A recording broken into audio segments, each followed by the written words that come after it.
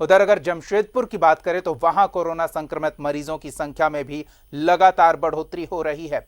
पूर्वी सिंहभूम में कोरोना संक्रमितों की संख्या 800 से भी ऊपर चली गई है। वहीं कोविड वार्ड टीएमएच में अब तक 14 लोगों की मौत हो चुकी है। इसमें जमशेदपुर के 11 लोग हैं। मरने वाले ज्यादा मरीज 50 साल से ऊपर के हैं, इसलिए बुजुर्ग और बच्चों को इससे अधिक सावधानी बरतने की जरूरत है, जैसा पहले से ही गाइडलाइन में कहा जाता रहा है। तो राजधानी रांची के बाद अगर झारखंड के किसी एक हिस्से में कोरोना संक्रमण का प्रभाव काफी ज्यादा देखने को मिल रहा है तो वो है जमशेदपुर। हम सीधे जमशेदपुर का रुख करेंगे। हमारे सहयोगी अन्नी अमृता हमारे साथ जुड़ी हुई हैं। सबसे पहले अन्नी, क्या वहां की ताजा स्थिति है, ये जानेंगे। बिल्कुल दीपक, देखिए आज 4 मौतें हो चुकी हैं। इस वक्त हम टीएमएच के बाहर खड़े हैं। आप देखिए ये टीएमएच का जो मुख्य गेट है, उससे सीधे जो आप टाटा मेन हॉस्पिटल जो आपको दिख रहा है उसके भीतर ही कोविड वार्ड बनाया गया है, जो 600 बेड का कोविड वार्ड है। लेकिन मैं आपको बता दूं, चूंकि अब जो है रोगियों की संख्या बढ़ती जा रही है तो अब बेड्स कम पड़ रहे हैं। और कदमा में जो जीटी हॉस्टल है उसको भी पहले ही इंतजाम कर लिया है टाटा स्टील ने कि वहां पर 150 बेड का अस्पताल बनाया गया है और 150 की तैयारी चल रही है, क्योंकि कल से आज तक अगर मिला दे दीपक तो 90 लोगों को एडमिट किया गया है। तो आप अंदाजा लगा सकते हैं कि किस तरह से कितनी संख्या बढ़ती जा रही है। तो ऐसे में एक ये सवाल भी कुछ लोगों को बिना मास्क के घूमते देख रहे हैं हम। अभी भी कुछ लोग देखिए बिना मास्क के, देखिए वो तो एक मसला है ही। और जी बिल्कुल दीपक, ये तो मसला है ही कि लोग इस बात को समझ नहीं रहे हैं और अब मांग हो रही है कंप्लीट लॉकडाउन की, क्योंकि देखिए ये संक्रमण फैलता जा रहा है। अब आपको बेड्स नहीं मिलेंगे हॉस्पिटल में। अब टीएमएच भी जो है अब सशंकित हो गया है कि आगे वो कितनी सुविधाएं दे पाएगा। देखिए 2 तरह का कोरोना अटैक हो रहा है। एक तो वो है जो एसिम्टोमेटिक है और जो ठीक होकर चले जा रहे हैं, लेकिन जो दूसरे तरह के कोरोना अटैक हो रहे हैं जिसमें आज जो मौत हुई है उन सारी मौतें जो है वो सांस फूलने के बाद एडमिट कराया गया है, कोरोना पॉजिटिव आए और ये मौत हुई है, स्पेशली कोरोना से मौत हुई है। ये बहुत खतरे के संकेत दे रहा है दीपक। इसलिए अब आने वाले समय में ये नियम जो है ना कि जो एसिम्टोमेटिक है वो घर पे रहे, ये लागू करना अब जमशेदपुर में भी पड़ेगा दीपक, क्योंकि आप कितना बेड्स लगाएंगे इससे पहले कि ऐसे आगे नौबत आए, ये करना पड़ेगा रांची की तर्ज पर। और हम कितने भी बेड्स बढ़ाते जाएं, चूंकि कोरोना का संक्रमण अब फैल चुका है, भले लोग बोल नहीं रहे लेकिन ये कम्युनिटी ट्रांसफर ही है। और किसको कहते हैं कम्युनिटी ट्रांसफर और किसको कहा जाता है, लेकिन इसको आधिकारिक तौर पर नहीं कहा जा रहा है। 50-60 लोगों का एडमिट कराया जाना अस्पताल में, ये गंभीर स्थिति की ओर इशारा कर रहा है। अनी, ये भी जानना चाहेंगे क्या प्रशासनिक अमला हालात को भांपने में कहीं देर तो नहीं कर चुका है, और पहले से अगर ये बेड बढ़ाने की तैयारी क्यों नहीं की गई?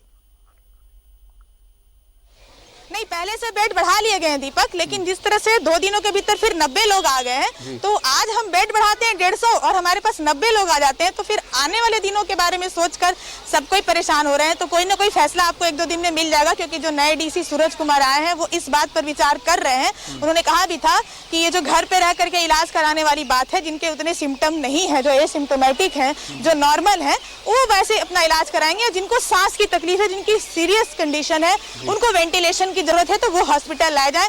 इस तरह से जब हम करेंगे तो हम ज्यादा कंट्रोल कर पाएंगे। नहीं तो फिर हम दिन रात खबरें बनाते रहेंगे कि बेड नहीं मिला, कोई बाहर पड़ा हुआ है, कोई यहाँ पड़ा हुआ है, हम बनाते रहेंगे खबरें, सॉल्यूशन नहीं निकलता है।